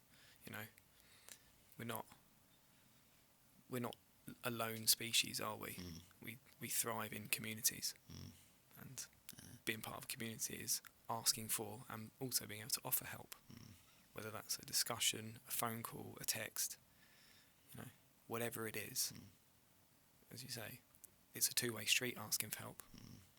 You give as much as you get. And another thing that you mentioned as well in there, you was talking about how you react to stuff, right? Like for me, there's something in that, like again, I often use Charlie Max's from his quote, but he said something that the greatest freedom in life is how we react to things, right? And it's the choice. Like, this is what I find fascinating about you, is that people will face adversity or they face things in life, but ultimately we often have a choice of how, not necessarily like you didn't have a choice whether you've got a brain tumor, that wasn't your choice to do that, but how you reacted to that's in your control. Again, back to I guess what you've said pretty much from the start about the controlling the controllables, right? You can control how you react to information that you're given, diagnosis, treatment, all of them things, you're going to react to them in a certain way. I guess that's another, just an important thing that I've taken out of what you've said, I guess, from how important that is for anyone listening that are maybe in a dark place or going through a tough time, that there is always a choice that we have of not necessarily what we can do, but actually a choice of how we react to that. Yeah, I think that's it. It's you can't always choose if or what you have to face. It's how you do it. That's the choice, and there's always more than one. And people don't always get it right. I don't always get it right. Making me sound like I've got all this figured out. I'm still a student at this. I'm not the teacher, but it is how you face things and how you choose to try to understand, or sometimes choose to not go. Do you know what? I'm not going to go there. That's not what I want to think about. But what I do want to think about is this. So sometimes it's the choice to not, think in a particular way about something. One of the things that often brain tumour and brain cancer patients are told at diagnosis is, don't Google it. Really? Yeah, they're told to not Google it because the statistics aren't brilliant. The treatments are brutal, and the realities and the challenges you face in daily life are big, and so don't Google it. And I didn't, and that was a choice, because it would have been very easy to go, you know what, how bad can it be? Or, do you know what, I need to know everything. So what I did is I contacted people that I knew would tell me what I needed to know. So charities, other patients, and said, look, what's it really like? Like what happens? What's happened to you? What's the real experience? Not, if you like, the harsher statistics about things. And that was a choice. I had to choose to not go down the dark rabbit holes of the internet looking for the miracle cure and not finding one. I didn't have to go down the if you like, the horror stories. I went, right, the people that know are the professionals in this sphere and other patients that are living this right now. They're the ones that know, and so they're the people I'm going to speak to. And there's something in that in relation to, like you said, about surrounding your network, surrounding yourself with the people that are going to help and support you through the relationships, like even with Leanne, communication with the kids, other extended family. And I guess, because I know you mentioned about your support net as you've mentioned it as like a cocoon. Yeah. Right. Talk to us a little bit, I guess, what does that word represent, I guess, from that side of it? Talk to us a little bit about that. It's it's that visual feeling of that you can wrap it all around you. It's a complete. It's not just a shield in front. It's not just people reinforcing, if you like, from the back. It's something you can create all around you in all aspects of your life. and it will be made up of all sorts of things. It was, of course, it was family. Of course, it was, immediate family of the people in my home that help. We live together, and it's not just we live together. We live together. We are of one, if you like. It's your wider family, whether it's your parents, your siblings, your cousins, your aunties, your uncles. It's your friends, your colleagues. But it was also building and creating the whole story of the whole sense of completeness of the cocoon, which was, I'm going to need to talk to the children's schools and make sure they understand enough that when they come into school one morning and maybe they are a bit unexpectedly upset, or they're having a tough time focusing because, my dad's also having brain surgery today. It's that there's understanding, and that the children then don't feel like they're vulnerable in that environment, in a space where they should feel safe and supported. It's, as I said, talking to the charities. Macmillan Cancer Support were very, very helpful early on, as well as the specialist charities, the Brain Tumour Charity, Brains Trust UK, to help me understand. Understanding is part of building the cocoon as well. It's all of those things. It's not just thinking, I'm a tough guy, I can figure this out, or do you know what, it's me and one other, or me and a few people. It's that you have to be vulnerable to a wider group of people, and with that, there's the strength, there's the cocoon, and all of a sudden, from being more openly vulnerable, you're stronger than you ever realised you were. Again, like the talk about breaking stigmas and stuff like. But you've just described vulnerability, being vulnerable, as a strength, right? Which it is, and I believe that as well. But still, there's a narrative out there that vulnerability is, we can't be vulnerable because that would show a sign of weakness. I can't be that. But again, your journey, talking about stuff, reframing it in the way that you do. Ultimately, I believe will save lives, right? Because if people can, if we can have an understanding of that, asking for help, how important that is, how brave that is to do that, showing vulnerability is real. This is me standing up and being really strong, right? This is me being really strong. Those messages really start to hit home. We start to dispel those stigmas and those myths, right? We start to get rid of those, and we create a new narrative. I think that's almost what it seemed like. It's almost like with your journaling and your journey, you're helping to create a new narrative for what, as a society, we view certain things, right? Yeah, I think that's that is the purpose that I've learned, that being vulnerable and being openly vulnerable, not being vulnerable behind closed doors, but being openly vulnerable is strength, because as you do, people will find you, opportunity will find you, and all the things you didn't realise you needed will find you. One thing kind of sticks in my mind, actually, as you said that, is that as part of being part of Stand Up to Cancer, and having the film go out on Channel 4 and in lots of other countries around the world as well, as it happened, there's so many people came to me and said, I can't, you're so brave. I was like, why do you think that? They went, you let people into your home and you spoke so openly to them. It's okay, so what do you remember of what I said? And they went, all the diagnosis and the treatment and the love for your family. I went, tell me one thing. They said, I remember you saying, I've never been so afraid. And that was the phrase that really landed with people, was that I was prepared to basically say to the world, through the lens of a camera and through the vehicle of Channel 4 and Stand Up to Cancer, to say, I have never been so afraid.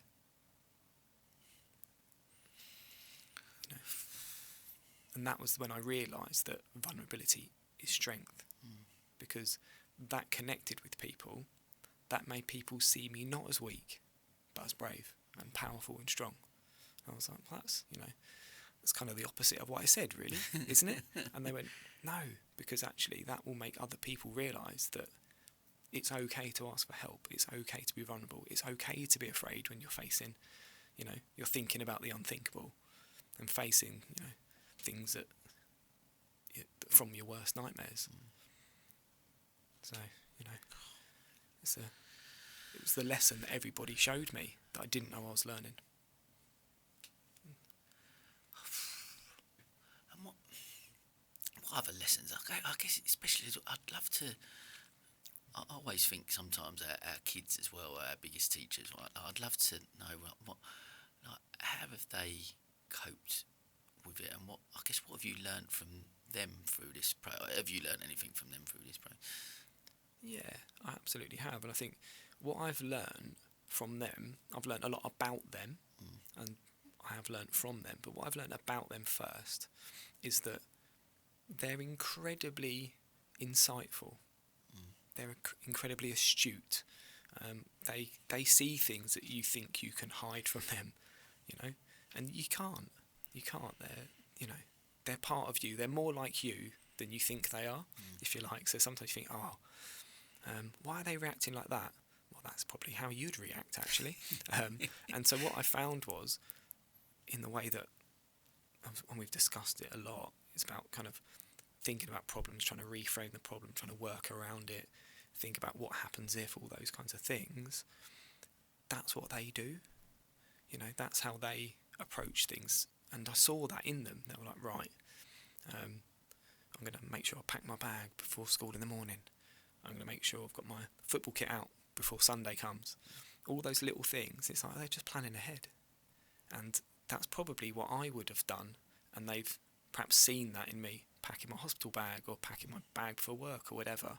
It's all those little things they pick up and are insightful to that you don't directly teach them, if you like. Yeah. And so I've learned from them of how incredibly resilient, if you like, we can be. Because, I can't imagine, as it was, being 11 or 8, which my 2 children were at the point of my diagnosis. I cannot imagine being in their shoes and hearing that one of my parents had a brain tumour, and we wouldn't know what that would really mean, apart from there's lots of treatment, and can be very brutal, those treatments, and things will have to change.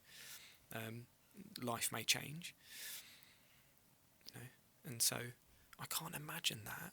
What I've learned is that they've lived that, and they're still who they are, and that's it's a testament to their character, really, that they've stood there, and they've really stood up and been counted, frankly, and they're part of the cocoon that keep me going. They're part of the motivation that keeps me going, and it's made me realise that whatever life brings their way, I think they can handle it. Because I couldn't have I'm convinced as an 8-year-old, someone said, your dad's got a brain tumour, I don't think I'd have handled that. I'd have been all over the place. And it's not without difficulty, because at the end of the day they are children, and they haven't lived a whole life's worth of life experiences yet, but they've got enough about them that I do learn from them, and I learn what it takes to be who you are when everything else falls away. And I guess, but how you've reacted and how you've gone about your journey since your diagnosis, I really believe so many lessons that you're sharing, but to them as well, they're seeing that in you, right? They're seeing that resilience. You're giving all these tools and these skills that you're building for yourself, and you're giving them as well. You're giving the kids the tools to be able to face stuff and be able to deal with it, because dad's done that, and like you said, stuff that they've dealt with as well themselves, and that knowledge and stuff.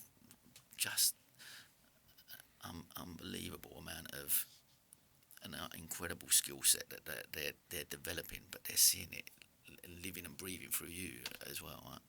Yeah, and it's, you know, that's a really kind and compassionate way of describing it, because I think, you know, we're all very self-critical at times, and there's always times I think, oh Matt, you got to do better here, and you know, you've got to, if you like, protect them more from what's happening to you,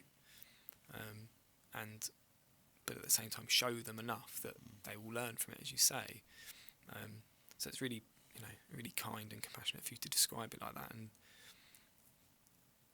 so far that is what I'm seeing, and you know, that's to be cherished, and that's to be very grateful for, that however difficult I found things, however challenging it's been for Leanne and my parents, siblings, that collectively we have given them the tools. So it's not me, it's, you know, it's part of everybody that we've built around them, that means that they feel safe and they feel that they understand, and they can understand their part in this, and they understand that what and who they are and how they want to be.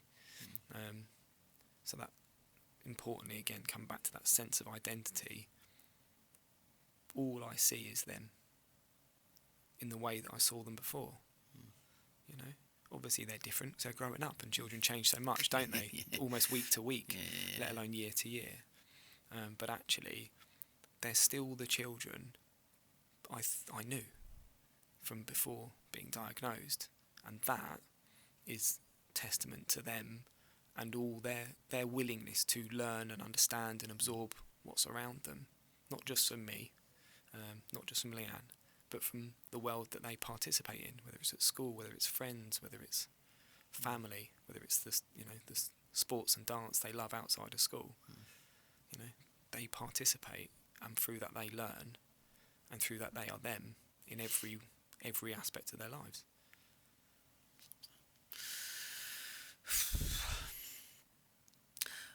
You mentioned a bit earlier as well about time. I guess, like, what do you think that, I guess, I'm trying to say, where like in relation to, we live in a world where we constantly think that it is an infinite life, and actually the realisation for many of us is that actually when we get to that point in life, there is finite, there is going to be a point in life that we're not here. That for you, I guess, has been brought to the forefront. So your relationship with the time scale. Talk to me a little bit about that, and I know you spoke about it in the journey. I'm really keen to share that, because actually, for all of us, none of us know none of us know what the future holds, right? I guess that's what the point I really want to try and get across is, none of us know that, but we do tend to live a life based on the fact that we're going to be here forever, and actually we know that that's not the case. So just talk to me a little bit about that, if you can. I think, you know, quite quickly, you know, the importance of time comes rushing at you when you're told, right, you have incurable cancer. You know, we don't know how long this means, but we're going to work hard to keep you here for as long as possible. You don't, the concept of time is not lost in that scenario, right? It's, you know, it's right at the front of your thinking, right? Oh, how long? And so you never think about it before, as you say, and then all of a sudden it's all you think, almost all you think about, because you're like, right, whether it's counting the days to the next treatment, or you know, your next appointment, your next scan. There's always, time is always a construct that you exist by, and of course we do in our daily lives, because it's getting home from work, got to be there at the right time. What are we doing at the weekend? We've got to be somewhere at midday. So time is always a factor, but all of a sudden, it's the time spans relate to life and death. So very much, you know, become really, really conscious of it, And it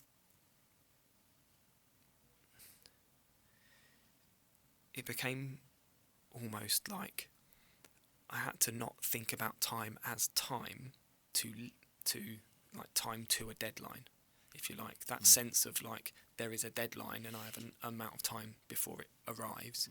It, as I said, I think I said a little bit at the beginning, which was it's about what you do with time. It's a commodity, you know. It's not a race, if you like. It's not a thing that passes. It's a thing you can use. And so that the reframing of that was really important, because actually at first I was like, right, okay, what's going to happen? The first discussion we had with the neurosurgeons was months. So we talked about the time frame, potentially as a result of what could be found, could mean months. So you're thinking, right, what does that mean? My birthday, the children's birthdays, how far am I going to get? And then it's always a factor in your discussions around your treatment, how many months of treatment, how many cycles of treatment, how many weeks or days, and then, as I said, you have to disregard it and go, well, if I've got this many days before my treatment, what am I going to do? Not how am I going to count them? And you stop seeing time as a thing that gets away from you or runs away from you. It's not a bad thing. It's just a thing. What you do with it can be the thing you make into something good and positive. And that's very much kind of how I looked at coming out of the end of treatment, because I was like, wow, this has been nearly 600 days of treatment I had. Well, between the day I was first diagnosed and the day they stopped my first line treatment, it's 599 days to be precise. You think, wow, that's a huge amount of time. I was like, yeah, it was, but actually, what did I do in it? What opportunities did I find through it? What did I learn from it? It wasn't that, I've lost 599 days of my life. I was like, well, actually, I've acquired all these other things. I've learned all this stuff. That was valuable, wasn't it? And then how does that get used in the time that I have left? Not because I'm counting it, but because I'm going to use it. Wow. I remember writing very specifically about that concept, which was that I know that one day the cancer will return, it will become active again, and that I'll have to restart treatment, and that there will be a point when that treatment will stop working. We will live in hope that there's more research, more advancements in treatment, but as it stands now, the treatment that is available will one day stop working. So things are uncertain in that sense, but there are certainties that I've acquired and found in all of that time period. So it wasn't, 599 days of torment. It was a learning process, and so I've learned that I'll keep counting good things, not bad things. All the times I got up when it would have been easier just to not. All the times I kind of took one of my children to school when it would have been easier to just not. Physically easier, emotionally easier. Certain that I've learned a lot, and we've spoken about that so much. I think it's probably the key word of our discussion today. It's like learning, because it really is. I'm certain that opportunity will find me. I've learned that through this period of time, and that I will always try to overcome what looks like it's going to be too much, because I'll figure it out. I'll figure out a way to be me, and that's what overcoming stuff means to me now. Not that I will win, because actually what I have is incurable as it stands, and so I can't win. But also I'm not going to lose, because if I carry on and use the time I have to be me, well, that is winning, right? That is winning. Not being yourself is losing, really, to me. So when I thought about the day my treatment stopped, which was June the 10th, 2025 this year, it wasn't the end of living with a brain tumour. It was the end of my first line treatment. It wasn't the end of this path, because I still have cancer. Still, one day we'll have to have treatment again. It was only the end of the beginning of this journey. And so time now is about the time I have and all the adventures I'm going to have next.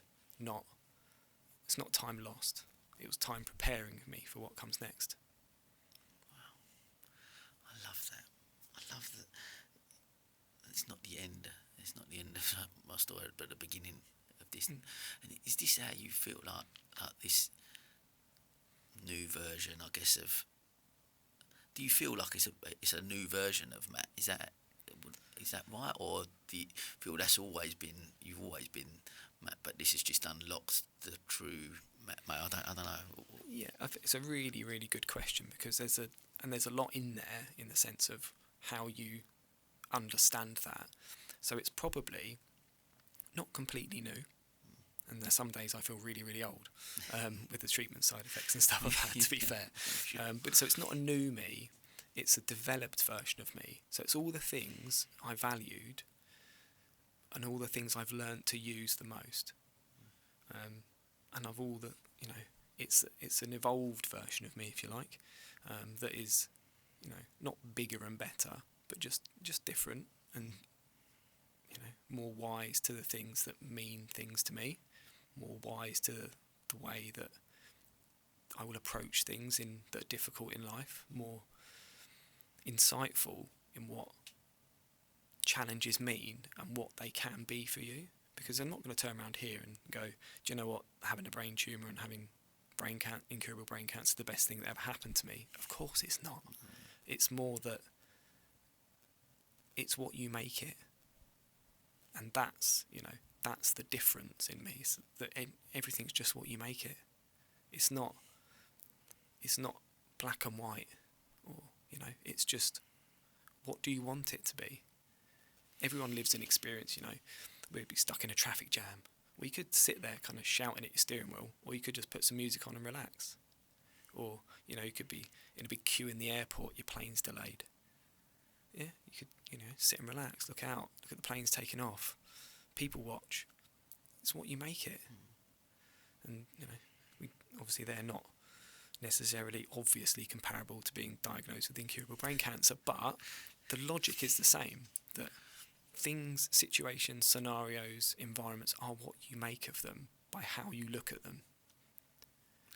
Because you talk there then, and it makes me, the word that pops into is perspective, right? Like Yeah. we look at things like, does that give you a new sense of perspective? Like, you've been given this over here, incurable brain cancer, and that's something, devastating, all of them things, but you've got that, and then does it make you then look at and just not ever sweat the small stuff, or does them things, do you just go like, just to get, I guess, but even for people listening, just trying to, I'm never ever saying that other people's problems are, that everyone's got their own issues, whatever that looks like, and that could be something, I've stubbed my toe, whatever it is, Yeah. You know what I mean, let's but sharing your story, just to check in sometimes on yourself, and just gain a bit of perspective. Do you find yourself doing that more so now, or? Yeah. The simple and the clear answer is yes. Yeah. So of course, there's stuff, whether it's deadlines at work, I don't know, stuff that's happening around the world, or I don't know, something that doesn't turn up on time that you've ordered online. It's like, that's fine. What can I go back? What can I control here? Does it matter? Does it affect who I am and how I go about my business? Does it affect how I interact with people? Does it affect or does it change the fact that when I leave the house this morning, I will say good morning to the bus driver rather than just walk on? Does it change the fact that, I'll get to walk my children into school this morning and give them a kiss goodbye and tell them I love them? Does it change that? If it doesn't matter.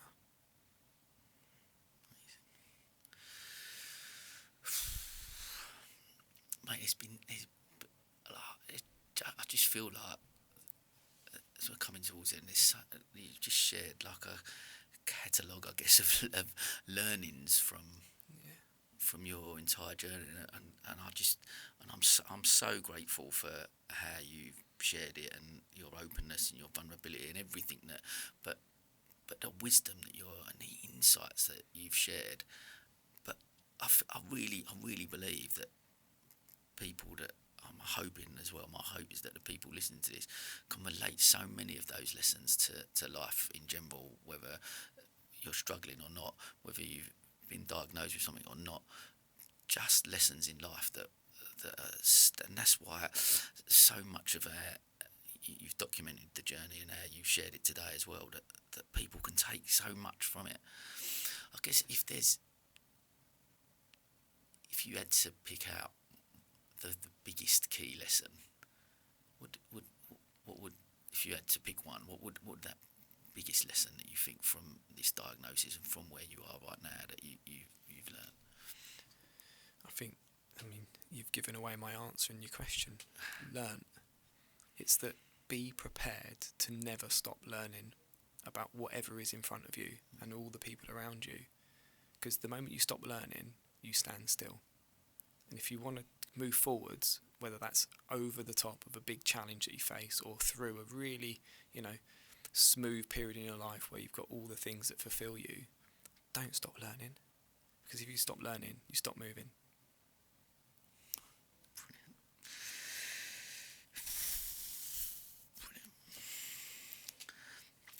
Look, I did want to ask you, just before we do it, if your children or someone's listening, and we replay this conversation years from now, what message or feeling would you want them to most hear, I guess, from you? In terms of my children, I want them to know that I'm immensely proud of them. Not just because they're my children, but because that goes obviously without saying, doesn't it, but actually they are part of me and my identity. They've given me an enormous strength and hope when there wasn't any. They've given me so much, opportunity to learn about what it is to be a parent in the modern world.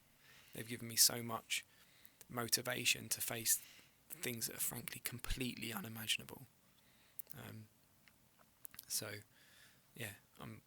I couldn't be more grateful, frankly. I think that's I'm grateful for them and who they are and all the things they give me, because I'm pretty convinced they give me more than I could ever give them. They are our biggest teachers, eh? They are. They really, really are. And, thankfully, they're the future. Wow.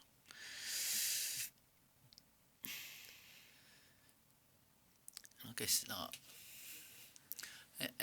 and I guess as well to Leanne and because I know you speak a lot throughout your writing as well of the support that she's given you and she's been there as a rock and shared the whole journey with you, I guess, to her as well. I think that the words for Leanne are that it's not unseen. It's everything that she does, however insignificant she might feel it is, or how mundane it might appear, it's not unseen. And she's provided a foundation in my life before, but also talking about since my diagnosis, she's provided a foundation that is the platform on which I can stand, because I wouldn't like to imagine this without her. I couldn't contemplate that, and I'm thankful that I don't have to. So she's really referred to as a rock. She is. And, again, I'm enormously grateful for her presence, her understanding, the advocacy she gives me in terms of whether that's at appointments, in terms of thinking about the care that I'm receiving or the needs that I have, and I'm immensely grateful, and that, she's absolutely, all the small things are not unseen. All those little wins that for her aren't wins, the perspective that I have, they are. And they're not little, actually, they're big. Amazing. And I guess finally just going into that, like you said, I know you mentioned the initial part was there's a few months, and now there's, you've come through the treatment, and there's maybe a longer prognosis, and obviously, but where are you at the moment from where, like, what's next? What's that What next? happens next? So the period I'm in now is referred to as surveillance. So I've had, as I've said, first line treatment, which was surgery, radiation therapy, and chemotherapy, and they're all the standard therapies that are available. So now I'm in surveillance, where it's sort of I've received enough of those treatments that the tumour was classified as stable, and at where I'm at in terms of my physical health, my cognitive capabilities, are like, right, we should stop here because we think we've done enough to stabilise the tumour and we haven't yet done any harm. So that's sort of the optimum point at which to pause treatment, and you just go into surveillance. So it's regular scans. In fact, I've got a scan tomorrow, and I'll get the results in about a week, to talk about whether that stability has remained since stopping treatment, and that will continue, that kind of surveillance, a period without treatment, surveillance scan, no treatment, surveillance scan, no treatment, will carry on essentially indefinitely until the day comes when I'm more symptomatic, my seizures perhaps are uncontrollable, or physically I become less able, or the scan shows us that something is changing. So effectively you're waiting, and it's a difficult, it's not an easy place to navigate either, because you've got cancer, it's not cured, but there's nothing really happening. So you're always, I suppose, waiting for something to happen. But you've got to manage that out of your mind and go, well, I've got some time. What am I going to do? How can I be useful? How can I learn more things and share more things? And so that's where I'm at now. And then the long game is, if I can stick this out for long enough, someone will come up with the answer that means that I can have a treatment that sorts this out once and for all. So that is that's checkmate when we get there. It's take the treatment, stay capable, stay you, then get a period where you're not having treatment like I am now, and then hopefully, the answers aren't too far in the future. You just mentioned about the checkmate, and I remember when we spoke offline, you mentioned about, I loved the way, I loved playing chess when I was growing up, but I remember you saying about, you described by gaining all the knowledge you've had and looking at what that next step was, and all of them, that you basically referred to it as a game. This is a game of chess, actually, and at the moment I'm just one step ahead. I'm just trying to keep being one step ahead and one move ahead of where the next chapter looks like, that next move comes from, and I just loved the way you described that. Yeah, I think that's exactly right, which is, it's a game of strategy. It's not a game of raw power or muscle. It's just, right, always be in that place where you can be ready for the next move. And the more moves you can put in place in advance, the more prepared you are for anything they try and do. And, it's me versus that cancer. But actually at times I felt like it's me versus me, because, you try and outwit your own self-doubt. You're trying to outmaneuver the rules of this, like what this cancer is and how that affects me emotionally. So, at the end of the day, if there is no curative treatment advancements, it's a game when I sort of can't win in that sense. So why am I going to play that game? I won't. Play my own game over here on the side, where it's just about me being me. And if I do that, I'm always one step ahead. Brilliant. Mate, thank you so much. It's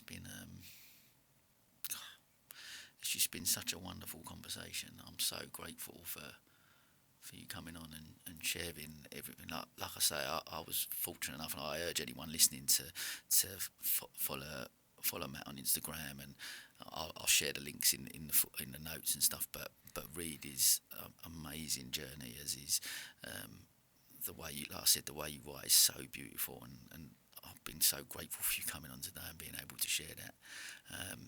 We have got a closing tradition on this podcast. So, Okay. These are our storytelling cards. Okay.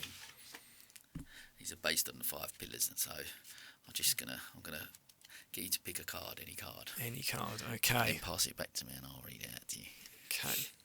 There we go.